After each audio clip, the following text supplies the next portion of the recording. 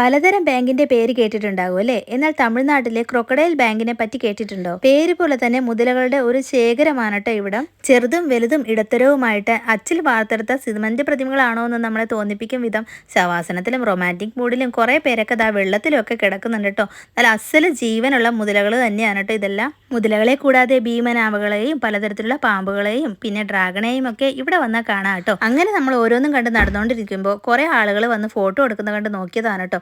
അപ്പൊ ഏതോ പ്രതിമയാണെന്നാ വിചാരിച്ചത്. പിന്നെ വാലനക്കം കണ്ടപ്പോഴാണ് മനസ്സിലായത് കേട്ടോ ഇതിനും ജീവനുണ്ടെന്ന്. ഇവന്റെ പേരാണ് കൊമോഡോ ഡ്രാഗൺ.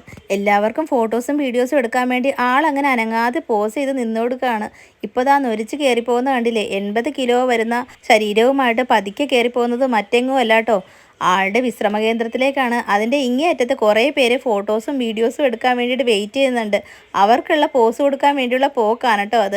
എന്തായാലും ഇവിടെയുള്ള ജീവികളൊക്കെ നല്ല രീതിയിൽ സഹകരിച്ച് പോകുന്നുണ്ട് കേട്ടോ. സഹകരിക്കുന്നുണ്ടെന്ന് വെച്ച് കയ്യെങ്ങാനും വെച്ച് കൊടുത്താൽ അവർ കഴുത്തും കൊണ്ടുപോവുകയെ പിന്നെ പറഞ്ഞിട്ട് കാര്യമില്ല. ഇതിൻ്റെ തൊട്ടരികിലായിട്ട് ഇംഗ്ലീഷിലും തമിഴിലും ഹിന്ദിയിലും എഴുതി വെച്ചിരിക്കുന്ന ഒരു ബോർഡ് കണ്ടു. ആ ഡോറ് ഓപ്പൺ ചെയ്ത് നോക്കിയാൽ ലോകത്തിലെ ഏറ്റവും അപകടകാരിയായ മൃഗത്തെ നമുക്ക് കാണാൻ പറ്റുമെന്നാണ് കേട്ടോ എഴുതി വെച്ചിരിക്കുന്നത്. ഓരോരുത്തർ വന്ന് ഡോർ തുറന്നിട്ട് ചിരിച്ചോണ്ട് പോകുന്നതുകൊണ്ട് എന്താണെന്ന് നോക്കിയപ്പോൾ അതിനുള്ളിലൊരു കണ്ണാടിയാട്ടോ. തുറക്കുന്ന ആളെ അങ്ങനെ തന്നെ അതിൽ കാണാം. നമ്മൾ മനുഷ്യരോളം വൈരാഗ്യബുദ്ധിയുള്ള വേറെ ഏത് മൃഗമാണല്ലേ ഈ ലോകത്തുള്ളത്? ചിരിച്ചുകൊണ്ട് കഴുത്തേർക്കുക എന്നുള്ള ആ പ്രത്യേക കഴിവ് മനുഷ്യർക്ക് മാത്രമല്ലേ ഉള്ളൂ. നിങ്ങളുടെ അഭിപ്രായം കൂടി പറയണേ. പിന്നെ ഈ വീഡിയോ ഇഷ്ടപ്പെട്ടാൽ ലൈക്ക് ചെയ്യാനും ചാനലൊന്ന് സപ്പോർട്ട് ചെയ്യാനും മറക്കല്ലേ. Bye bye.